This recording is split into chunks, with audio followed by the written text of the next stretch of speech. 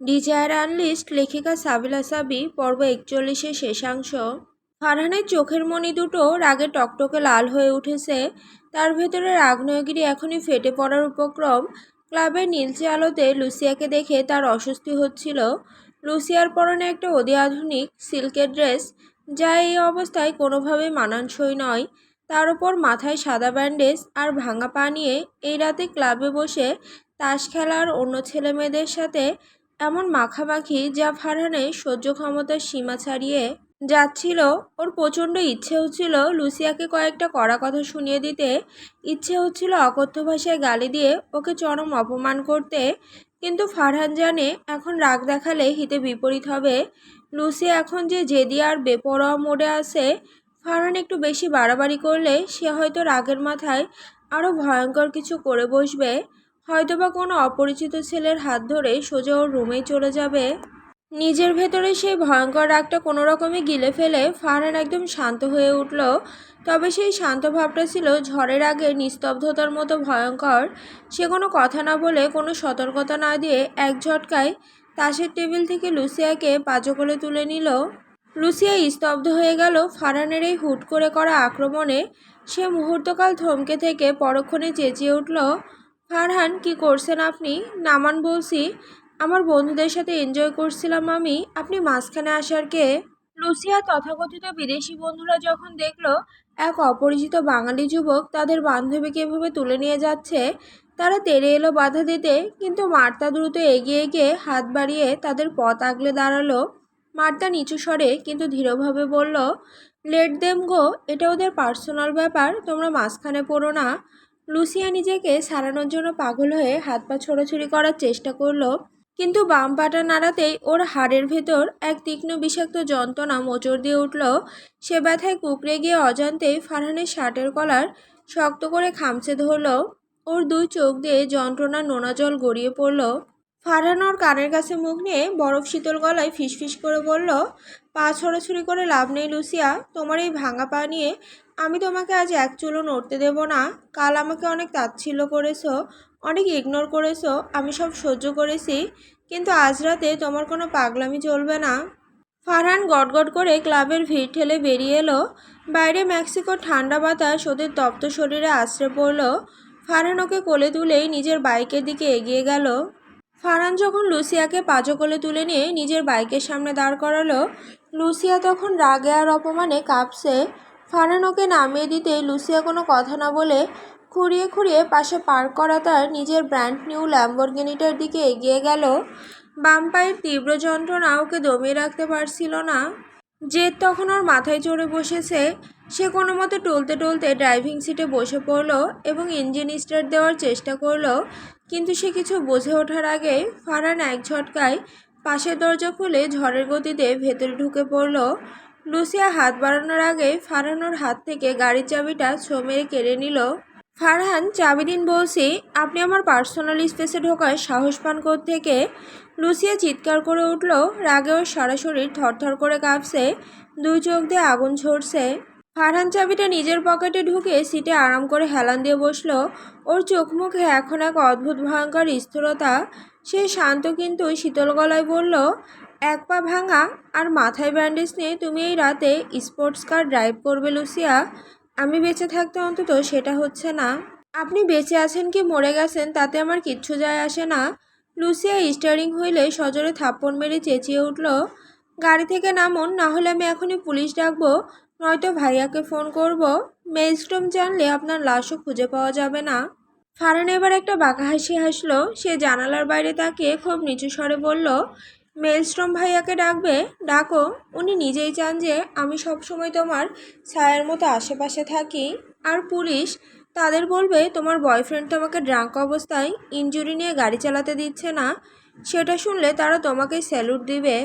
Lucia এবার চরম অসহায় বোধ করতে শুরু করলো।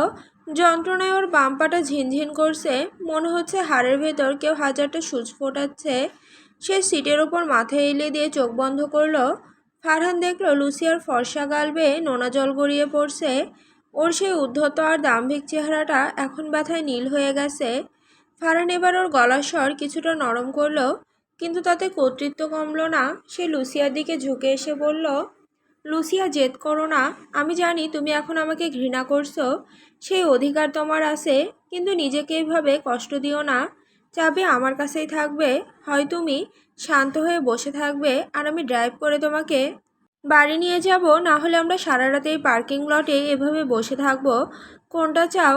লুসিয়া কোনো উত্তর দিল না, শুধু মুখটা অন্যদিকে ঘুরিয়ে রাখলো। ফারহান চাবিটা হাতে রেখে লুসিয়ার দিকে এক মুহূর্ত স্থির দৃষ্টিতে তাকালো। ওর চোখে তখন এক রহস্যময় ধীরতা। ও হঠাৎই গম্ভীর গলায় জিজ্ঞেস করলো, লুসিয়া, তোমার ব্যাগে কি আইডি কার্ড বা প্রয়োজনীয় সব ডকুমেন্ট আছে? লুসিয়া চোখের কোণে জল মুছে অবাক হয়ে তাকালো। যন্ত্রণার মাঝে ভ্রু কুঁচকেও বলল, আইডি কার্ড দিয়ে তুমি এখন কি করবে?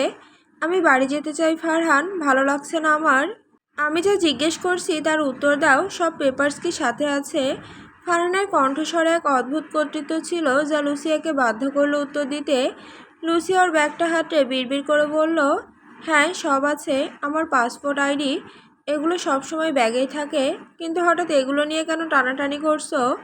ফারহান কোনো উত্তর দিল না। সে লুসিয়াকে নামিয়ে দিয়ে নিজে ড্রাইভিং সিটে বসে পড়ল আর লুসিয়া তার পাশের সিটে।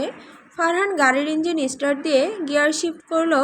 ল্যাম্বরগিনিটা ক্লাবের পার্কিং লট থেকে বিদ্যুতে গিয়ে বেরিয়ে এলো মেক্সিকোর মেইন রোডে।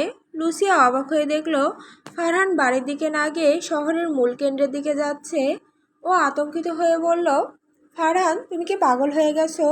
এই রাস্তা তো বাড়ির দিকে যায় না, তুমি আমাকে কোথায় নিয়ে যাচ্ছ? ফারহান স্টিয়ারিংয়ে হাত রেখে সামনের দিকে তাকিয়ে শান্ত গলায় বলল, মেক্সিকোতে কি রাতে কোর্ট বা ম্যারেজ রেজিস্ট্রি অফিস খোলা থাকে লুসিয়া? কিংবা এমন কোনো জায়গা যেখানে এখনই লিগ্যাল কোনো কাজ করা যায়? লুসিয়া থতমত খেয়ে গেল। ওর হৃৎপিণ্ড যেন এক মুহূর্তের জন্য থেমে গেল। তুমি তুমি এসব কি বলছো? কোর্ট কেন? বিয়ে? তোমার কি মাথা ঠিক আছে? ফারহান এবার আর চোখে লুসিয়ার দিকে তাকালো। ওর ঠোঁটের কোণে এক চিলতে হাসি, তবে সেটা উপহাসের নয়। সে বলল, আমি কোনো ডন নই লুসিয়া, তোমার ভাই মেলস্ট্রমের মতো ক্ষমতাও আমার নেই, কিন্তু তোমাকে নিজের করে নেওয়ার জন্য আমার কাছে একটাই পথ আছে। আমি চাই না কাল সকালে তুমি আবার আমাকে অন্য কারো বাহানায় অপমান করো। আজ রাতে আমি তোমাকে লিগালি নিজের করে নিতে চাই, যাতে কেউ চাইলেও আমাদের আলাদা করতে না পারে। কথা বলতে বলতেই ফারহান এক হাতে মোবাইল বের করলো। সে দ্রুত সার্চ দিয়ে দেখতে লাগলো মেক্সিকো সিটির কোন কোন ম্যারেজ রেজিস্ট্রেশন অফিস বা লিগ্যাল সার্ভিসের মধ্যরাতে খোলা আছে। মেক্সিকোর মতো শহরে এমন কিছু বিশেষ অফিস থাকে যারা 24 ঘন্টা জরুরি আইনি সেবা দেয়। স্ক্রিনে একটা লোকেশন ভেসে উঠতেই ফারহান সেদিকে গাড়ি ঘোরালো। লুসিয়া পাথর হয়ে বসে রইল। ফারহানের এই হুট করে নেওয়া চরম সিদ্ধান্ত কল্পনাও করেনি। একদিকে ওর ভাঙা পায়ে তীব্র যন্ত্রণা, অন্যদিকে ফারহানের এই অবিশ্বাস্য পদক্ষেপ। কিন্তু ফারহান, ভাইয়া জানতে পারলে তোমাকে জ্যান্ত পুড়িয়ে মারবে। লুসিয়া ফিসফিস করে বলল, মরতে তো একদিন হবেই লুসিয়া, তবে তোমার থেকে আলাদা হয়ে তিলে তিলে মরার চেয়ে তোমার স্বামী হয়ে মরাটা বেশি ভালো হবে। ফারহান গাড়িটা দ্রুতগতিতে এগিয়ে নিয়ে চলল শহরের একটি নির্দিষ্ট ব্লকের দিকে, যেখানে লাল নীল নিয়ন আলোয় একটি ছোট লিগ্যাল অফিসের সাইনবোর্ড জ্বলছে। ফারহান জানে আজ রাতটা তাদের জীবনে মোড় ঘুরিয়ে দেবে। হয় তারা চিরতরে এক হবে, নয়তো এক ভয়ঙ্কর বিপদে পড়বে। রেজিস্ট্রি অফিসের ধোঁয়াটে আলোয় লুসিয়া তখনও গাল ফুলিয়ে ফারহানের দিক থেকে মুখ ফিরে দাঁড়িয়ে আছে। তার মনে জেদ আর অপমানের জ্বালা। ফারহান তাকে সেদিন যেভাবে অপমান করেছিল, এই রাগ সে কোনোভাবেই ভুলতে পারছিল না। তার উপর ফারহান যখন বিয়ের কাগজটা সামনে এগিয়ে দিল, লুসিয়া তখন তাচ্ছিল্যের সাথে হেসে উঠল। লুসিয়া ত্যক্ত গলায় বলল, আপনি ভাবলেন কি করে আমি এখানে সাইন করব? আপনি কি আমাকে জবরদস্তি করার? আমার জীবন, আমার চয়েস, আমি এই মুহূর্তে বাড়ি যেতে চাই। ফারহান এতক্ষণ শান্ত থাকার চেষ্টা করছিল, কিন্তু লুসিয়ার এই ক্রমাগত অপমান আর অবাধ্যতা ওর ধৈর্যের শেষ সীমা পার করে দিল। সে এক ঝটকায় লুসিয়ার কবজি চেপে ধরে ওকে নিজের খুব কাছে টেনে আনলো। ওর চোখের মণি দুটো রাগে আর প্রচণ্ড জেদে জ্বলছে। ফারহান বরফ শীতল কিন্তু চূড়ান্ত ভয়ের এক স্বরে বলল, অনেক নাটক করেছো লুসিয়া, আর না, এই কাগজটা এখনই সাইন করো, না হলে আমাকে আর কোনোদিন পাবে না। আমি মেক্সিকো ছেড়ে এমন জায়গায় চলে যাব যেখানে কেউ আমাকে খুঁজে পাবে না, চিরতরে হারিয়ে যাব তোমার জীবন থেকে। Choice is yours. কোনোদিনও পাবো না। এই কথাগুলো লুসিয়ার কানে বিষের মতো বিঁধল। সে ফারহানের চোখের দিকে তাকিয়ে বুঝতে পারল ফারহান এবার মজা করছে না, এই মানুষটা চলে গেলে তার পৃথিবীটা যে আস্ত একটা শ্মশান হয়ে যাবে সেটা সে কয়েক সেকেন্ডেই টের পেল। ফারহানের এই রুদ্রমূর্তি আর হারিয়ে যাওয়ার হুমকি লুসিয়ার সব জেদ এক মুহূর্তে ঘুরিয়ে দিল। সে কাঁপতে কাঁপতে কলমটা তুলে নিল। রাগে আর অভিমানে ওর চোখ দিয়ে আবার জল গড়িয়ে পড়ল, কিন্তু এবার সে আর দ্বিমত করল না। সার্টিফিকেটের পাতায় নিজের নামটা সই করে সে কলমটা ছুঁড়ে ফেলে দিল। ফারহান এক মুহূর্ত দেরি না করে লুসিয়াকে আবার পাঁজকলে তুলে নিল।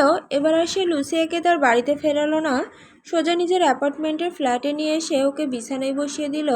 ঠিক তখনই লুসিয়ার ফোনে সেই কাঙ্ক্ষিত কিন্তু ভীতিজনক কলটা এলো। জাভিয়ান ব্রো। লুসিয়া ফারহানের নির্দেশে ফোনটা ধরে কাঁপা কাঁপা গলায় বলল, ব্রো, আমি মার্তার বাসায় আছি। আমার শরীরটা হঠাৎ খুব খারাপ লাগছিল, তাই আজ রাতটা এখানেই থাকছি। জাভিয়ান ওপাশ থেকে কিছুক্ষণ চুপ থেকে শুধু বলল, আচ্ছা, সকালে ড্রাইভার পাঠিয়ে দেব, সাবধানে থাকিস। কলটা কাটার পর ঘরে এক অদ্ভুত নিস্তব্ধতা নেমে এলো। লুসিয়া বিছানায় ক্লান্ত হয়ে শুয়ে পড়ল। আজ রাতটা অন্তত তারা এক ছাদের নিচে দাপ্তরিকভাবে স্বামী স্ত্রী। ফারহানের অ্যাপার্টমেন্টের ভেতর তখন এক থমথমে নীরবতা। জানালার বাইরে মেক্সিকো সিটির নিয়ন আলো এসে পড়ছে ঘরে, যা আফসা এক মায়ার সৃষ্টি করেছে। লুসিয়া বিছানা দেওয়ালের দিকে মুখ করে নিস্পন্দন হয়ে শুয়ে আছে। আইনিভাবে সই হয়ে গেলেও ওর মনের ওপর জমে থাকা সেই অপমানের মেঘগুলো এখনও কাটেনি। ফারহান বুঝতে পারছিল শুধু কাগজ কলমের বিয়েতে লুসিয়ার হৃদয়ের ক্ষত শুকাবে না, সেই ক্ষতে এখন মমতার প্রলেপ দেওয়া খুব প্রয়োজন। ফারহান ধীর পায়ে লুসিয়ার পাশে গিয়ে মেঝের ওপর হাঁটু গেড়ে বসল। লুসিয়া বুঝতে পেরেও চোখ ফিরিয়ে নিতে চাইল, কিন্তু ফারহান আলতো করে ওর দুটো হাত নিজের শক্ত হাতের মুঠোয় নিল। এরপর নিজের দুই কান ধরে একদম ছোট বাচ্চার মতো করুণ মুখে তাকিয়ে রইল লুসিয়ার দিকে। লুসিয়া, আমি জানি আমি অনেক বড় অপরাধ করেছি। ফারহান খুব নিচু আর ধরা গলায় বলতে শুরু করলো, সেদিন তোমাকে যা যা বলেছি বা আজ যেভাবে সবার সামনে আচরণ করেছি সেগুলো করার কোনো অধিকার আমার ছিল না। আমি শুধু তোমার জেদটুকুই দেখেছিলাম, কিন্তু তোমার ভেতরের অবুঝ ভালোবাসাটা বুঝতে পারিনি। প্লিজ আমাকে শেষবারের মতো ক্ষমা করে দাও। লুসিয়া এবার কোনো কথা বলল না, কিন্তু ওর চোখের কঠোর দৃষ্টিটা কিছুটা নরম হয়ে এলো। ফারহান আবার কান ধরে একটু মাথা ঝুঁকিয়ে আদুরে ভঙ্গিতে বলল, আমি প্রমিস করছি লুসিয়া, আজ থেকে আর কোনো দিন তোমার সাথে বাজে ব্যবহার করব না, তোমার ওপর আর কখনো ওইভাবে চিৎকার করব না। তুমি আজ আমায় যেই শাস্তি দেবে আমি মাথা পেতে নেব, কিন্তু এভাবে রাগ করে মুখ ফিরিয়ে থেকো না। তোমাকে হারানোর ভয়ে আজ আমি এই চরম সিদ্ধান্ত নিতে বাধ্য হয়েছি। ফারহানের এই অভূতপূর্ব নমনীয় রূপ আর আকুতি দেখে লুসিয়ার পাষাণ হওয়ার মনটা মুহূর্তেই গলে জল হয়ে গেল। সে ফুঁপিয়ে কেঁদে উঠে ফারহানের কান থেকে হাত দুটো সরিয়ে দিল। তুমি কেন বারবার এমন করো? লুসিয়া কাঁদতে কাঁদতে ওর বুকে ঝাঁপিয়ে পড়ল। একবার আকাশ সমান কষ্ট দাও, আবার পরক্ষণেই সব ভেঙে চুরমার করে মায়া দেখাও। জানো আমার মনে কতটা লেগেছিল তোমার ওই কথাগুলো শুনে। ফারহান এবার লুসিয়ার চোখের জল নিজের আঙুল দিয়ে মুছে দিয়ে ওর কপালে আলতো করে নিজের কপাল ছোঁয়ালো। আর কখনো লাগবে না লুসিয়া, এখন থেকে তোমার সব যন্ত্রণার ভাগিদার আমি। তুমি ক্লান্ত অনেক, ধকল গেছে শরীরের ওপর দিয়ে, এবার একটু চোখ বন্ধ করো, আমি এখানে আছি তোমার পাশে। ফারহান সোফায় শুতে যাওয়ার জন্য বালিশ হাতে নিতেই লুসিয়া ঝাপসা চোখে ওর দিকে তাকালো। যন্ত্রণায় কাতর স্বরে সে বলল, তুমি ওখানে কেন যাচ্ছ? বিছানায় এসে ঘুমাও। ফারহান মৃদু হেসে মাথা নেড়ে বলল, না লুসিয়া, তোমার শরীর এখন খুব দুর্বল, তোমার প্রপার রেস্ট দরকার, আর পাটাও সাবধানে রাখতে হবে। আমি সোফায় ঠিক আছি। ফারহান ওর ফোনটা হাতে নিয়ে মেক্সিকোর একটি ফুড ডেলিভারি অ্যাপ ওপেন করলো। আমি বরং আমাদের জন্য কিছু খাবারের অর্ডার দিচ্ছি, খাবারটা চলে আসতে আসতে আমি একটু শাওয়ার নিয়ে নিই, তুমি ঘুমানোর চেষ্টা করো। লুসি এবার জেদ ধরে ফারহানের হাতটা টেনে ধরল। নিজের পাশে বিছানায় বসিয়ে সে ফারহানের খুব কাছে এগিয়ে এলো।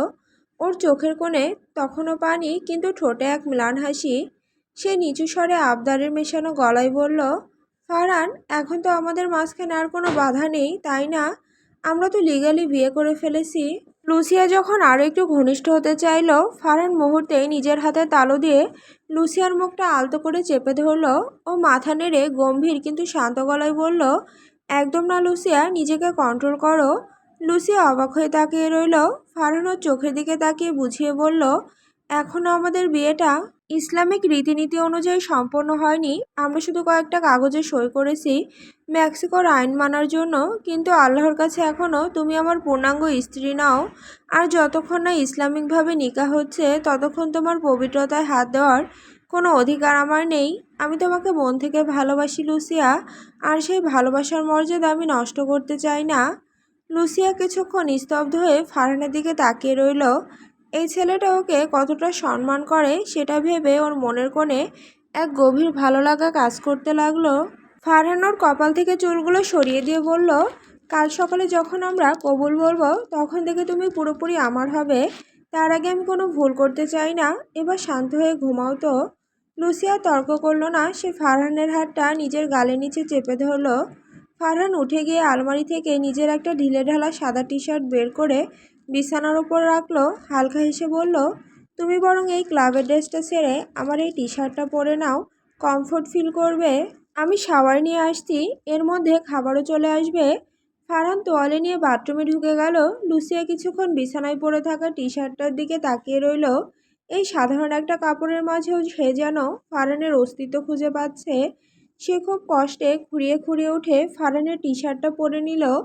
ফারহানের শরীরের পারফিউমের ঘ্রাণটা নাকে আসতেই ওর মনের সব ক্লান্তি যেন নিমিষে উধাও হয়ে গেল। বাথরুম থেকে শাওয়ারের পানির শব্দ আসতে লুসিয়া ড্রেসিং টেবিলের সামনে গিয়ে দাঁড়ালো। নিজের মাথার ব্যান্ডেজ আর ফ্যাকাশে মুখটার দিকে তাকিয়ে ও ভাবল, কাল সকালে ও ফারহানের পাকাপোক্ত জীবনসঙ্গিনী হতে যাচ্ছে।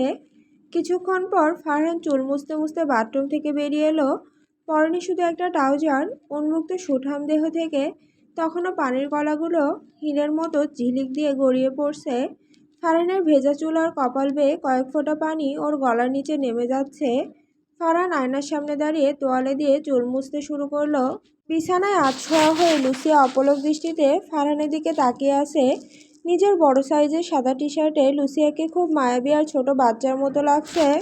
কিন্তু লুসিয়ার চোখে তখন এক অন্যরকম নেশা আর মুগ্ধতা। ফারহান এই পুরুষদীপ্ত রূপটা সে আগে কখনো এভাবে দেখার সুযোগ পায়নি। ফারহান আয়নার প্রতিবিম্বে খেয়াল করলো লুসিয়া একদৃষ্টিতে ওর দিকে তাকিয়ে আছে। সে চুল মোছা থামিয়ে দিয়ে একটু বাঁকা হেসে পেছন ফিরে তাকালো। লুসিয়া, তুমি ওভাবে আমার দিকে বাজে নজরে তাকাচ্ছ কেন? ফারহান দুষ্টুমি ভরা গলায় প্রশ্ন করলো। লুসিয়া অপ্রস্তুত হয়ে তড়িৎ গতিতে চোখ সরিয়ে নিল। ওর ফ্যাকাশে গালে মুহূর্তে লাজুক একটা আভা ছড়িয়ে পড়ল। সে আমতা আমতা করে বলল, কই, আমি তো তাকাচ্ছিলাম না। আমি জাস্ট দেখছিলাম তোমার চুল থেকে পানি পড়ে ফ্লোর ভিজে যাচ্ছে কি না। ফারহান হো হো করে হেসে উঠল। সে লুসিয়ার আরও কাছে গিয়ে খাটের পাশে বসল। মিথ্যাটা ধরা পড়ে যাচ্ছে। তোমার চোখ বলছিল অন্য কথা। কিন্তু মনে রেখো ম্যাডাম, কালকের আগে কিন্তু কোনো অ্যাডভান্স নজর দেওয়া চলবে না। লুসি এবার বালিশ থেকে মুখ তুলে সরাসরি ফারহানের চোখের দিকে তাকিয়ে ঠোঁট কামড়ে হাসলো। তারপর একদম সোজাসুজি বোল্ড গলায় বলল, নজর তো দিচ্ছি, শুধু পারমিশন দিয়ে দেখো, একদম খেয়ে ফেলবো তোমাকে। লুসিয়ার এমন সাহসী কথা শুনে ফারহান এক মুহূর্তের জন্য থমকে গেল। ও ভাবতেও পারেনি যে এই শারীরিক যন্ত্রণার মাঝেও লুসি এতখানি রসিকতা করতে পারবে। ফারহান এবার সত্যি সত্যি লাজুক একটা হাসি দিল। সে চিরকালই একটু গম্ভীর আর সংযত থাকতে পছন্দ করে, কিন্তু লুসিয়ার এই বেপরোয়া ধরন তাকে সবসময় অপ্রস্তুত করে দেয়। সে এক হাত দিয়ে নিজের কপাল মুছল। লুসিয়া, তুমি কি কোনোদিন ভালো হবে না? ফারহান কৃত্রিম শাসন করে বলল, এত বড় অ্যাক্সিডেন্ট হলো, পা ভেঙেছে, মাথায় ব্যান্ডেজ, তাও তোমার শয়তানি কমছে না? এখন এসব কথা বন্ধ করে ঘুমাও। লুসিয়া এবার একটু শব্দ করে হেসে উঠল। সে ফারহানের হাতের একটা আঙুল টেনে ধরে বলল, আরে তুমি ভয় পাচ্ছ নাকি মিস্টার ফারহান? আমার পা ভেঙেছে বলে ভাবছো আমি কিছু করতে পারবো না? মনে রাখবে, বাঘিনী আহত হলেও কিন্তু শিকার ভুলে যায় না। ফারহান মাথা নেড়ে হাসতে হাসতে বিছানা থেকে উঠে দাঁড়ালো। সে জানতো লুসিয়াকে এসব কথা দিয়ে হারানো অসম্ভব। ঠিক তখনই ডোরবেলের শব্দ হলো। ফারহান দ্রুত নিজের একটা শার্ট পরে নিয়ে বলল, খাবার চলে এসেছে বোধহয়, আমি ওটা নিয়ে আসছি। তোমার বাঘিনীগিরি কালকের জন্য জমিয়ে রাখো। পরের দিন সকালে পুরো ঘর জুড়ে তখন এক পবিত্র নিস্তব্ধতা। ফারহান আর লুসিয়া মুখোমুখি বসল। সকালের নরম আলো যখন জানালার পর্দা ভেদ করে ঘরে এসে পড়ল। লাল শাড়িতে লুসিয়াকে অপার্থিব সুন্দর লাগছিল। শাড়িটা সকালেই কিনে এনেছে ফারহান। লুসিয়ার ভাঙা পা আর শরীরে দুর্বলতা ছাপিয়ে মুখে এক স্বর্গীয় আভা ফুটে উঠেছে। মার্তা আর ইসলামিক সেন্টারে সেই খাদেম সাক্ষী হিসেবে পাশে দাঁড়িয়েছেন। কাজী সাহেব গম্ভীর ও শান্ত গলায় বিয়ের আনুষ্ঠানিকতা শুরু করলেন। ফারহান লুসিয়ার হাতটা নিজের হাতের মুঠোয় শক্ত করে ধরে রাখলো। কাজী সাহেব মোহরানা নির্ধারণ করে ফারহানের দিকে তাকিয়ে বললেন, ফারহান আহমেদ, আপনি কি লুসিয়া চৌধুরীকে নিজের স্ত্রী হিসেবে গ্রহণ করতে রাজি আছেন? ফারহান লুসিয়ার চোখের দিকে গভীর বিশ্বাস নিয়ে তাকালো। বুক ভরে এক লম্বা নিঃশ্বাস নিয়ে সে স্পষ্ট স্বরে বলল, আলহামদুলিল্লাহ, কবুল। এরপর কাজী সাহেব লুসিয়ার দিকে ফিরলেন। লুসিয়ার চোখের কোণে তখন আনন্দের আভা। যন্ত্রণাময় রাতটার পর এই মুহূর্তটা ওর কাছে স্বপ্নের মতো মনে হচ্ছে।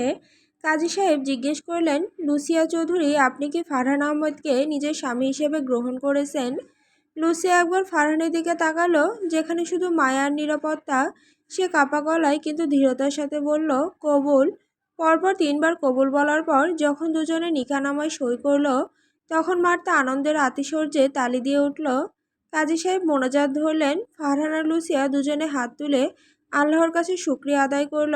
মোনাজাত শেষ হতেই ফারহান লুসিয়ার দিকে তাকিয়ে ম্লান হাসল। আজ থেকে সব লুকোচুরি আর সামাজিক বাধার দেওয়াল ভেঙে তারা একে অপরের হয়ে গেল। লুসিয়া ফারহানের কাঁধে মাথা রেখে ফিসফিস করে বলল, এখন তো আমাকে ছোঁয়ার অধিকার হয়েছে তোমার, তাই না? ফারহান এবার আর নিজেকে সরিয়ে নিল না। সে পরম মমতায় লুসিয়াকে নিজের বুকের সাথে জড়িয়ে ধরল। ওর চুলে আলতো করে চুমু খেয়ে বলল, এখন থেকে তুমি শুধু আমার লুসিয়া রহমান। পৃথিবীর কোনো শক্তি আর আমাদের আলাদা করতে পারবে না। বিয়ের পর সারাটা দিন কেটে গেল এক মায়াবী ঘোরের মধ্যে। মার্তা সারাক্ষণ ওদের আগলে রাখলো, কারণ সে জানতো লুসিয়ার এই অসুস্থ শরীরে ফারহানের একার পক্ষে সব সামলানো কঠিন। কিন্তু দিনের আলো ফুরিয়ে যখন মেক্সিকোর আকাশে চাঁদের দেখা মিলল, তখন মার্তার মাথায় এক দারুণ বুদ্ধি খেলে গেল। সে মনে মনে ঠিক করলো, আজকের রাতটা এই নতুন দম্পতির জন্য স্মরণীয় করে রাখতে হবে। মার্তা ফারহানকে এক ফাঁকে ড্রয়িং রুমে ডেকে নিয়ে ফিসফিস করে বলল, ফারহান ভাইয়া, আমি কিছু তাজা লাল গোলাপ আর সুগন্ধি মোমবাতি আনিয়েছি। তোমরা একটু বাইরে বসো, আমি তোমাদের রুমটা গুছিয়ে দিচ্ছি। এটা আমার পক্ষ থেকে তোমাদের জন্য ছোট একটা সারপ্রাইজ গিফট। ফারহান লজ্জিত হয়ে হাসলো, আর মার্তা ব্যস্ত হয়ে পড়ল বাসর ঘর সাজাতে। সাদা চাদরের ওপর লাল গোলাপের পাপড়ি আর মোমবাতির মৃদু আলোয় ঘরটা এক মায়াবী রূপ নিল। গোলাপের তীব্র সুবাস আর চন্দন কাঠের ধূপের ধোঁয়া ঘরটাকে এক অপার্থিব স্বর্গে পরিণত করল। রাত তখন 11টা। ফারহানের ফ্ল্যাটের চারপাশ নিঝুম হয়ে এসেছে। ফারহান আর লুসিয়া রুমের দরজায় এসে দাঁড়ালো। লুসিয়া যদিও খুঁড়িয়ে হাঁটছিল, কিন্তু ফারহানের শক্ত হাতের সাপোর্ট আর মনের ভেতরের উত্তেজনা ওকে এক অন্যরকম শক্তি যোগাচ্ছিল। ফারহান ধীর পায়ে দরজাটা খুলতেই লুসিয়ার চোখ ছানা বড়া। পুরো ঘরটা মার্তা লাল গোলাপ আর সাদা রজনীগন্ধা দিয়ে এক মায়াবী অরণ্য বানিয়ে ফেলেছে। বিছানার ওপর ফুলের পাপড়ি দিয়ে বড় একটা হৃৎপিণ্ড তৈরি করা। চারপাশে কৃত্রিম আলো নয়, বরং ছোট ছোট সুগন্ধি মোমবাতির স্নিগ্ধ আলোয় ঝলমল করছে। পুরো ঘরে এক তীব্র মাদকতাময় সুবাস ছড়িয়ে আছে। লুসিয়া মুগ্ধ হয়ে চারপাশটা দেখে মার্তার দিকে তাকালো। মার্তা দরজার পাশে দাঁড়িয়ে একগাল হেসে বলল, কেমন সারপ্রাইজ দিলাম বল? তোদের এই স্পেশাল রাতটা কি এভাবে সাদামাটাভাবে কাটানো যায়? লুসিয়া শাড়ির আঁচলটা একটু ঠিক করে নিয়ে বাঁকা হেসে মার্তাকে বলল, এত সুন্দর করে রুমটা সাজিয়েছিস মার্তা, খামোখা এত কষ্ট করলি কেন বলতো? একটু পরেই তো এই বিছানা, ফুল সবই নষ্ট হয়ে যাবে। তখন তো এই সাজানো গোছানোর কোনো চিহ্নই থাকবে না। লুসিয়ার এমন বেপরোয়া আর বোল্ড কথা শুনে মার্তা হকচকিয়ে গেল। আর বেচারা ফারহান তো লজ্জায় একেবারে লাল হয়ে গেছে। সে ভাবতেই পারেনি মার্তার সামনে লুসিয়া এমন সোজাসুজি কথা বলে দেবে। ফারহান অপ্রস্তুত হয়ে কৃত্রিমভাবে একটা জোরে কাশি দিল, যেন কাশির আড়ালে নিজের লজ্জাটা ঢাকতে চাইছে। সে অন্যদিকে তাকে আমতা আমতা করে বলল, লুসিয়া, কী সব বলছো এসব? মার্তা কত কষ্ট করে সাজালো। লুসিয়া ফারহানের এই লাজুক অবস্থা দেখে আরও মজা পেল। সে মার্তার দিকে তাকিয়ে চোখ টিপে হাসল। মার্তা প্রথমে একটু থতমত খেলেও পরক্ষণেই হেসে কুটি কুটি হয়ে গেল। সে ফারহানকে উদ্দেশ্য করে হাসতে হাসতে বলল, তোরা এখন যা খুশি কর, আমি চললাম, গুড লাক। মার্তা হাসতে হাসতে ঘর থেকে বেরিয়ে যাওয়ার সময় ফারহান একবার কপালে হাত দিয়ে বিড়বিড় করে বলল, হে খোদা, এই মেয়েকে নিয়ে আমি কোথায় যাব? মার্তা চলে যাওয়ার পর ফারহান ধীর পায়ে গিয়ে রুমের দরজাটা ডাবল লক করে দিল। তারপর ফিরে তাকালো লুসিয়ার দিকে। লুসিয়া তখন বিছানায় আধশোয়া হয়ে এক দুষ্টুমি ভরা হাসি নিয়ে ফারহানের দিকে তাকিয়ে আছে। মোমবাতির কাপা আলোয় ওর লাল শাড়ির জমিনটা আগুনের মতো জ্বলছে। ফারহান ধীর পায়ে বিছানার কাছে এগিয়ে এসে বলল, তুমি কি সবসময় সবাইকে এভাবেই এম্বারেস্ট করো? মার্তা কি ভাবলো বলো তো? লুসিয়া ফারহানের হাতটা হ্যাঁচকা টান দিয়ে নিজের কাছে নিয়ে এলো। ফারহান ভারসাম্য সামলাতে না পেরে লুসিয়ার খুব কাছে ঝুঁকে পড়ল। লুসিয়া ওর কানের কাছে মুখ নিয়ে তপ্ত নিঃশ্বাসে ফিসফিস করে বলল, মার্তা যা ভাবার ভেবেছে, এখন আপনি কি ভাবছেন সেটা বলুন মিস্টার হাজবেন্ড। বাঘিনী আহত হলেও শিকার ভোলে না, মনে আছে তো? ফারহান এবার আর নিজেকে সামলাতে পারল না। লুসিয়ার এই মায়াবী আর সাহসী আহ্বানে ওর সব গাম্ভীর্য কর্পূরের মতো উড়ে গেল। ও এক হাত দিয়ে লুসিয়ার কোমর জড়িয়ে ধরল আর অন্য হাতটা ওর ঘাড়ের কাছে নিয়ে এলো। ফারহান লুসিয়ার চোখের গভীরে তাকিয়ে নিচু স্বরে বলল, আজ রাতে শিকারী আমি হতে চাই লুসিয়া। তোমার সব জেদ আর সব অভিমান আজ এই ভালোবাসার জোয়ারে ভেসে যাবে। বাসর ঘরের সেই মায়াবী পরিবেশটা হুট করেই যেন এক পশলা তপ্ত বাতাসে তছনছ হয়ে গেল। ফারহান যখন লুসিয়াকে কাছে টানতে চাইল, লুসিয়া তখন এক ঝটকায় ফারহানের শার্টের কলারটা খামচে ধরল। ওর চোখের মণি দুটো ঈর্ষার আগে দাউ দাউ করে জ্বলছে। মোমবাতির আলোয় সেই অগ্নি নজর দেখে ফারহান এক মুহূর্তের জন্য বাকরুদ্ধ হয়ে গেল। লুসিয়া দাঁতে দাঁত চেপে বলল, ফারহান আহমেদ, আমার মাথায় ব্যান্ডেজ আর পায়ে প্লাস্টার দেখে কি আপনি ভেবেছেন আমি সব ভুলে যাব? ওই ফারিয়া নামের মেয়েটার সাথে আপনার ওই সেলফিটার মানে কি? আপনার কাঁধের ওপরও অত ঘনিষ্ঠ হয়ে কেন দাঁড়িয়েছিল? ফারহান পরিস্থিতি হালকা করার জন্য একটু হাসার চেষ্টা করে বলল, তুমি ওটাও দেখেছো? আরে লুসিয়া, ও তো জাস্ট একটা ছবি ছিল। ফারি আমার স্কুল লাইফের ফ্রেন্ড। ও আবদার করলো তাই একটা সেলফি তুলেছি। এতে রাগ করার কি আছে? লুসিয়া ফারহানের কলারটা আরো শক্ত করে টেনে ধরে ওর চোখের দিকে তাকিয়ে তপ্ত কণ্ঠে উত্তর দিল, রাগ করার কি আছে মানে? আপনার লজ্জা থাকা উচিত। ওই মেয়ে আপনার দিকে তাকিয়ে যেভাবে হাসছিল সেটা আমার একদম পছন্দ হয়নি। আমি ওর আইডিটা রিপোর্ট করে উড়িয়ে দিয়েছি। ফারহান আহমেদ, একটা কথা কান খুলে শুনে রাখুন, যেটা আমার সেটা শুধু আমারই। সেখানে অন্য কোনো মেয়ের ছায়া পড়লেও আমি সহ্য করব না। শুধু আইডি না, এরপর ওরকম কাউকে আপনার আশেপাশে দেখলে আমি আরও ভয়ঙ্কর কিছু করে বসবো। ফারহান এবার বুঝতে পারল লুসিয়া ওকে কতটা পাগলের মতো ভালোবাসে আর কতটা পজিটিভ। সে আলতো করে লুসিয়ার হাত দুটো নিজের হাতের মুঠোয় নিয়ে কলার থেকে সরালো। তারপর ওর চোখের দিকে তাকে শান্ত ও গভীর স্বরে বলল, এত ভয় পাও কেন আমাকে হারানোর? আমি তো এখন অফিসিয়ালি তোমার। আর ফারিয়া বা অন্য কেউ আমার জীবনে তোমার জায়গা নেওয়ার ক্ষমতা পৃথিবীর কারণেই। আমার প্রতিটি নিঃশ্বাস এখন তোমার নামে লেখা হয়ে গেছে লুসিয়া।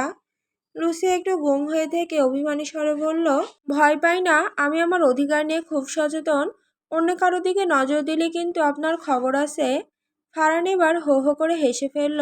সে লুসিয়াকে নিজের আরো কাছে টেনে নিয়ে ওর কপালে নিজের মাথা ঠেকিয়ে ফিসফিস করে বলল, ঠিক আছে বাবা, কান ধরছি, আর কারোর সাথে ছবি তুলবো না, এমনকি কারো দিকে তাকাবো না। এবার অন্তত শান্ত হও। আমাদের বাসর রাতটা কি এই সেলফি নিয়ে ঝগড়া করে কাটিয়ে দেবে? লুসিয়া এবার একটু লজ্জা পেল। ফারহানের শরীরে সেই পরিচিত উষ্ণতা আর পারফিউমের ঘ্রাণে ওর সব রাগ জল হয়ে গেল। সে ফারহানের বুকের মাঝে মুখ লুকিয়ে ধরা গলায় ফিসফিস করে বলল, ওটা ঝগড়া নয়, ওটা আমার সাবধানবাণী ছিল। এখন বাকি সময়টা শুধু আমার হয়ে থাকো সবটুকু দিয়ে।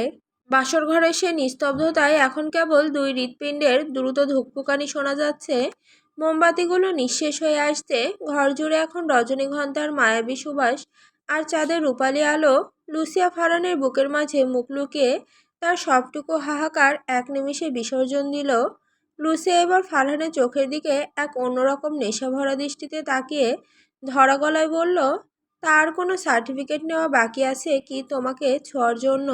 নাকি এখনও সেই নিয়মকানুনের দোহাই দিয়ে দূরে থাকবে? ফারহান লুসিয়ার এই অকপট আর সাহসী কথা শুনে একটু অবাক হলো। সে লুসিয়ার কোমরে হাত রেখে তাকে আরও নিবিড়ভাবে নিজের দিকে টেনে নিল। ফারহান খুব নিচু আর গম্ভীর স্বরে জিজ্ঞেস করলো, ভয় পাচ্ছ না লুসিয়া? তোমার এই ছোট্ট শরীরটা কি আমার সবটুকু পাগলামি সহ্য করতে পারবে? লুসিয়া একটু হেসে ফারহানের গলার ওপর নিজের দুহাত রেখে বলল, ওমা, ভালোবাসার মানুষের আদর পেতে ভয় পাবো কেন? যে মানুষটার জন্য আমি মরতে বসেছিলাম, আজ তার কাছে নিজেকে স্যাক্রিফাইস করে দিতে আমার কিসের ভয়? ফারহান এবার লুসিয়ার কানের কাছে মুখ নিয়ে তপ্ত নিঃশ্বাস ছেড়ে বলল, একবার শুরু করলে কিন্তু আর ফেরার পথ নেই। পরে যদি ব্যথায় বা আবেগে কান্না করো তখন কিন্তু আমি একটু ছাড়বো না, নিজেকে সামলাতে পারবে তো? লুসিয়া এবার ফারহানের চোখে চোখ রেখে খুব দৃঢ়ভাবে বলল, আমি কান্না করতে চাই ফারহান, তবে সেই কান্না হবে তোমার স্পর্শ পাওয়ার সুখে। আমি চাই তোমার প্রতিটি ছোঁয়ায় আজ আমার সব পুরনো ক্ষত মুছে যাক। তুমি শুধু আমাকে নিজের করে নাও। ফারহানা নিজেকে ধরে রাখতে পারল না। জানালার ফাঁক দিয়ে আসা চাঁদের একটুখানি আলো লুসিয়ার লাল শাড়ির ওপর পড়ে তাকে এক অপার্থিব রূপ দিয়েছে। ফারহান পরমাবেশে লুসিকে সেই পুষ্পসজ্জায় শুইয়ে দিয়ে ওর উপর ঝুঁকে পড়ল। লুসিয়া চোখ বুজে ফারহানের প্রতিটি স্পর্শ অনুভব করতে লাগলো। ফারহানের ঠোঁট যখন ওর কপালে, চোখে আর গালে বিচরণ করছিল, লুসিয়া এক তীব্র আবেশে ফারহানের পিঠে খামচে ধরল। বিছানায় শুয়ে লুসিয়া যখন ফারহানের চোখের দিকে তাকালো, তখন ওর বুকের ভেতরটা হঠাৎ অজানা এক শিহরণে কেঁপে উঠল। যে ফারহান সবসময় শান্ত আর সংযত থাকতো, আজকের এই রাতে তার চোখের দৃষ্টি একদম বদলে গেছে। সেখানে আর নেই চিরচেনা মায়া, নেই, বরং তার বদলে জমা হয়েছে এক তৃষ্ণা আর তীব্র নেশা। লুসিয়া সম্ভবত বোল্ট হলেও ফারহানের এই রুদ্রমূর্তি দেখে মুহূর্তেই থমকে গেল। ফারহান লুসিয়ার দুই হাতের কবজি বিছানার সাথে শক্ত করে চেপে ধরে আরো ঝুঁকে এলো।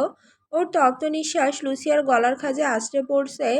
ফারহান খুব নিচু আর গম্ভীর গলায় বলল, আমার ছোঁয়া পাওয়ার জন্য এতদিন কত চেষ্টা করেছো লুসিয়া, তাই না? আজকে দেখবো কতটা সহ্য করতে পারো তুমি।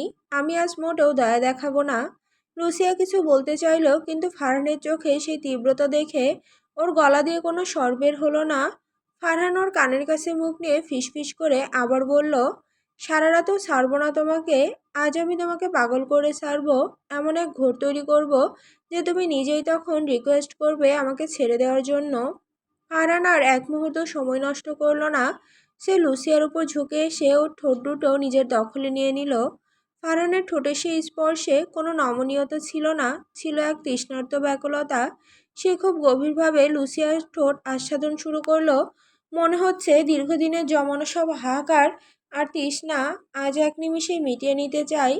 ফারহান শুধু আস্বাদনে ক্ষান্ত হলো না, সে দন্ত দিয়ে লুসিয়ার নিচের অধরে কামড় বসাতে শুরু করলো। ব্যথায় লুসিয়ার মুখ দিয়ে এক অস্ফুট গোঙানি বেরিয়ে এলো, কিন্তু সেই ব্যথার মাঝেও ছিল এক অপার্থিব সুখ। ফারহানের কামড় আর আস্বাদনের তীব্রতায় লুসিয়ার পুরো শরীর ধনুকের মতো বেঁকে উঠল। ওর হাতের আঙুলগুলো ফারহানের চুলের ভেতর শক্ত করে গেঁথে গেল। ফারহানের শরীরের ভার আর ওর ঠোঁটের সেই তীব্র উন্মাদনা লুসিয়াকে এক অজানা জগতের দিকে নিয়ে যাচ্ছিল। ফারহান ওর ঠোঁট ছেড়ে দিয়ে যখন ওর গলার দিকে এগিয়ে গেল, তখন লুসিয়ার ঠোঁট দুটো ফুলে লাল হয়ে আছে। সেখানে ফারহানের দংশনের চিহ্নগুলো স্পষ্ট ফুটে উঠেছে। ফারহান আর কোনো দ্বিধা রাখল না। সে অত্যন্ত নিপুণ আর ধীর হাতে লুসিয়ার শরীরের লাল শাড়িটা খুলে ঘরের এক কোণে ছুঁড়ে ফেলল। লুসিয়া আজ এক অচেনা জগতে বিচরণ করতে লাগলো। দীর্ঘ জীবনে এই প্রথম কোনো পুরুষের এত গভীর, এত নিবিড় আর এত বন্য ছোঁয়া ওর তৃষ্ণার্ত শরীরে এসে পড়েছে। আর সেই পুরুষটি অন্য কেউ নয়, স্বয়ং ওর প্রাণের চেয়েও প্রিয় মানুষ ফারহান। ফারহানের হাত যখন লুসিয়ার শরীরে ভাঁজে ভাঁজে তার আধিপত্য বিস্তার করছিল, লুসিয়া তখন এক অপার্থিব সুখের সাগরে ডুবে দিচ্ছিল। ফারহান ওর ঘাড়ে আর কাঁধে নিজের ঠোঁট ছোঁয়াতেই লুসিয়া এক গভীর আবেশে চোখ বন্ধ করে ফেলল। ও ফারহানকে আরো শক্ত করে জড়িয়ে ধরে ওর পিঠে নিজের নখ গেঁথে দিল।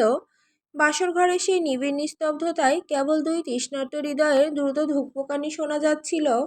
তীব্র উন্মাদনা যখন চূড়ান্ত শিখরে পৌঁছালো, লুসিয়ার সহন ক্ষমতা এক মুহূর্তের জন্য হার মেনে গেল। ফারহানের সেই বন্যা আর গভীর অনুরাগের প্রবাল্য লুসিয়ার চোখের কোণ বেয়ে নোনা জল গড়িয়ে পড়ল। যন্ত্রণায় ওর মুখটা কুঁচকে গেল। বুক চিরে বেরিয়ে এলো এক পশলা অস্ফুট কান্না। ফারহানের শরীরের নিচে ওকে তখন বড় বেশি কোমল আর অসহায় লাগছিল। লুসিয়ার কান্নার শব্দ কানে যেতেই ফারহানের ভেতরে সেই সত্তাটা মুহূর্তেই থমকে গেল। ওর নেশাভরা চোখে ফিরে এলো গভীর মায়া আর অপরাধবোধ। সে দ্রুত নিজেকে কিছুটা সরিয়ে নিয়ে অস্থির হয়ে উঠল। লুসিয়া, তুমি কাঁদছো? ফারহানের কণ্ঠে ধরা পড়ল তীব্র উদ্বেগ। আই এম সো সরি জান। আমি বোধহয় খুব বেশি রূঢ় হয়ে গিয়েছিলাম। আমি বুঝতে পারিনি তোমার এতটা কষ্ট হবে। ফারহান অনুতপ্ত হয়ে বিছানা থেকে উঠে যেতে চাইল, যাতে লুসিয়া নিজেকে সামলে নেওয়ার সুযোগ পায়। কিন্তু সে সরে যাওয়ার আগেই লুসিয়া ওর হাতটা শক্ত করে আঁকড়ে ধরল। ভেজা চোখে আর আরক্ত মুখে সে মাথা নেড়ে ফারহানকে বাধা দিল। যেও না, লুসিয়া ভাঙা গলায় ফিসফিস করে বলল।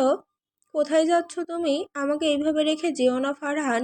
ফারহান ওর গাল বেয়ে পড়া অশ্রু মুছে দিয়ে বলল, কিন্তু তোমার তো অনেক কষ্ট হচ্ছে লুসিয়া, আমি তোমাকে আর একটু কষ্ট দিতে চাই না। আমি ড্রয়িং রুমে গিয়ে বসছি, তুমি বরং শান্ত হয়ে একটু ঘুমাও। লুসিয়া এবার আরও জোরালোভাবে ফারহানের হাত নিজের বুকের কাছে টেনে নিল ও ফারহানের চোখে চোখ রেখে ধরা গলায় বলল, না ফারহান, এটা কষ্টের কান্না নয়, এই আদরে ব্যথার মাঝে যে কি পরিমাণ সুখ আছে সেটা আমি সারা জীবন ধরে পেতে চাই। তুমি আমার স্বামী, আমার সবটুকু অধিকার আজ তোমার। তোমার ছয় আমি যদি আজ নিঃশেষ হয়ে যাই তবুও চাই তুমি আমার সবচেয়ে কাছে থাকো। প্লিজ দূরে যেও না। লুসিয়ার এই আকুতি ফারহানের হৃৎপিণ্ড কাঁপিয়ে দিল। সে বুঝতে পারল লুসিয়া এই যন্ত্রণাময় পূর্ণতার মাঝে তার দীর্ঘদিনের হাহাকারের অবসান খুঁজছে। ফারহান আর দূরে গেল না, বরং পরম মমতায় লুসিয়াকে আবার নিজের বাহুবন্দি করে নিল। এবার তার ছয় রুক্ষতা ছিল না, ছিল এক সমুদ্র সমান প্রেম আর মমতা। তবে একটা পর্যায়ে সারাটা রাত ফারহান যতটা না ব্যাকুল ছিল তার চেয়েও বেশি বেপরোয়া ছিল লুসিয়া। দীর্ঘদিনের অবদমিত আকাঙ্ক্ষা আর ফারহানকে চিরতরে নিজের করে পাওয়ার তৃষ্ণা ওকে একদম উন্মাদ করে তুলেছিল। ফারহান যখন ক্লান্ত হয়ে একটু বিরাম নিতে চেয়েছে, লুসিয়া তখন আরও শক্ত করে ওকে জড়িয়ে ধরেছে। ওর দু চোখে ছিল এক নেশা, ফারহানের শরীরের প্রতিটি ইঞ্চিতে নিজের মালিকানা প্রতিষ্ঠা করার তীব্র জেদ। লুসিয়া সারা রাত ফারহানকে এক মুহূর্তের জন্য কাছছাড়া হতে দেয়নি। ফারহানের প্রতিটি সব, প্রতিটি দংশন আর প্রতিটি দহন সে পরম সুখে বরণ করে নিয়েছে। ফারহান অবাক হয়ে দেখছিল এই জেদি মেয়েটার ভেতরে কতটা আগ্নেয়গিরি লুকিয়েছিল। লুসিয়া বারবার ফারহানকে নিজের দিকে টেনে নিয়েছে, ওর ঘাড় আর বুকে নিজের নখের আঁচড় বসিয়ে দিয়েছে। ভোরের নরম আলো যখন জানালার পর্দা চুয়ে ঘরে প্রবেশ করলো, লুসিয়া তখনও ফারহানের প্রশস্ত বুকের উপর মাথা রেখে ওর বাহুডোরে শান্ত হয়ে পড়ে আছে। সারা রাতের সেই রুদ্ধশ্বাস আর উন্মত্ত মিলনের পর লুসিয়ার ঠোঁটে এখন এক অদ্ভুত বিজয়ীর হাসি। ক্লান্তিতে শরীর ভেঙে পড়লেও ওর মনের তৃপ্তি ছিল আকাশচুম্বী। ফারহান ওর চুলে হাত বুলিয়ে দিতে দিতে অবাক হয়ে বলল, তুমি তো আস্ত এক পাগল লুসিয়া। আমি ভেবেছিলাম যন্ত্রণায় তুমি হয়তো ভয়ে পালিয়ে যাবে, কিন্তু তুমি তো আজ আমাকে পুরোপুরি কাবু করে ফেললে। লুসিয়া ফারহানের বুকে একটা ছোট্ট কামড় দিয়ে আদুরে গলায় বলল, বলেছিলাম না মিস্টার হাজব্যান্ড, আমি তোমাকে খেয়ে ফেলবো। সারা রাত তো শুধু ট্রেলার ছিল ফারহান, পুরো সিনেমা তো সারা জীবন ধরে চলবে। ফারহান হো হো করে হেসে উঠে লুসিয়াকে আবার নিজের নিচে চেপে ধরল। পাগলে একটা, এখন অন্তত একটু ঘুমাও, শরীর তো একদম শেষ করে ফেলেছ। লুসিয়া ফারহানের গলার খাঁজে মুখ লুকিয়ে তৃপ্তির এক দীর্ঘশ্বাস ফেলল। মেক্সিকোর সেই ছোট্ট অ্যাপার্টমেন্টে তখন এক পরম শান্তির নীরবতা, যা কেবল এক নবদম্পতির প্রথম মিলনের পূর্ণতা বয়ে আনে। সকালের মিষ্টি রোদ যখন জানালার সিল্কের পর্দা ভেদ করে ঘরে ঢুকলো, ফারহান তখন ধীর পায়ে বিছানার কাছে গিয়ে বসলো। সারা রাতের সেই রুদ্ধশ্বাস আর বন্য ভালোবাসার ছাপ তখনও সারা ঘরে ছড়িয়ে আছে। বিছানার চাদরটা দুমড়ে মুচড়ে একাকার, ফুরিয়ে যাওয়া মোমবাতির শেষ অবশেষ আর বাতাসে ছড়ানো রজনীগন্ধার ম্লান সুবাস। সে পরম মমতায় লুসিয়ার কপালে হাত রেখে আলতো করে ডাকলো, লুসিয়া ওঠো, অনেক বেলা হলো তো, গোসল করতে হবে, এবার ওঠো। লুসিয়া ঘুমের ঘোরে বিরক্তি নিয়ে ফারহানের শার্টের হাতা খামচে ধরল। সে চোখ না খুলে আধো আধো আর নেশা জড়ানো গলায় বলল, উফ, এত সকালে কে গোসল করে?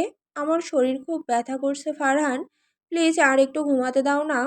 ফারহান একটু অপ্রস্তুত হয়ে এদিক ওদিক তাকালো।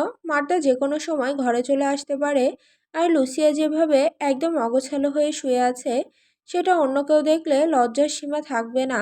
সে লুসিয়ার কানের কাছে মুখ নিয়ে সতর্ক কিন্তু নিচু গলায় ফিসফিস করে বলল, লুসিয়া ওঠো, সি, আমাদের ফরজ গোসল করতে হবে। সারা রাত যা হয়েছে তারপর এভাবে শুয়ে থাকা ঠিক নয়, ওঠো বলছি। ফরজ গোসল শব্দটা আর ফারহানের গলার গম্ভীর স্বর শুনে লুসিয়া ঝটপট চোখ মেলল। সে ফারহানের দিকে এক পলক ভালো করে তাকিয়ে একটা দুষ্টুমি ভরা হাসি দিয়ে বলল, ওহো তাই তো, আজকে তো পবিত্র হতে হবে, কিন্তু তার আগে আর একবার। বলেই লুসিয়া ফারহানের হাত ধরে এক হ্যাঁচকে টান দিয়ে তাকে নিজের শরীরের ওপর ফেলে দিল। ফারহান অপ্রস্তুত হয়ে নিজেকে সামলাতে সামলাতে বলল, লুসিয়া কি করছো? তোমার এনার্জি কি এখনো শেষ হয়নি? একটু আগেই তো বললে শরীর ব্যথা। লুসি আবার ঠোঁট উল্টে তাচ্ছিলের স্বরে বলল, কেন, তোমার কি এনার্জি শেষ নাকি? সিসি ফারহান, এই তোমার পুরুষত্ব, কয়েক ঘন্টা এত দ্রুত টায়ার্ড হয়ে গেলে? নিজের পুরুষত্ব নিয়ে এমন সরাসরি খোঁজার চ্যালেঞ্জ শুনে ফারহানের মেজাজ এবার একদম চড়ে গেল।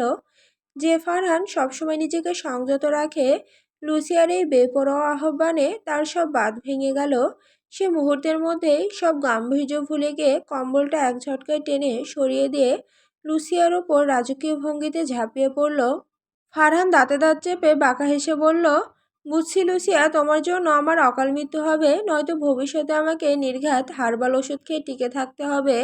দাঁড়াও, তোমার ওই অহংকার আজ আমি চিরতরে ভেঙেই ছাড়ব। ফারহান আর কোনো সুযোগ দিল না। সকালে সেই স্নিগ্ধ রোদে বাসর ঘরের নিস্তব্ধতা আবার ভেঙে চোরমার হয়ে গেল। লুসিয়ার হাসি আর ফারহানের মত্ত ভালোবাসা মিলেমিশে একাকার হয়ে গেল। ভোরের আলোয় দুই তৃষ্ণার্ত হৃদয় আবারও এক নিষিদ্ধ আর পবিত্র খেলায় মেতে উঠল।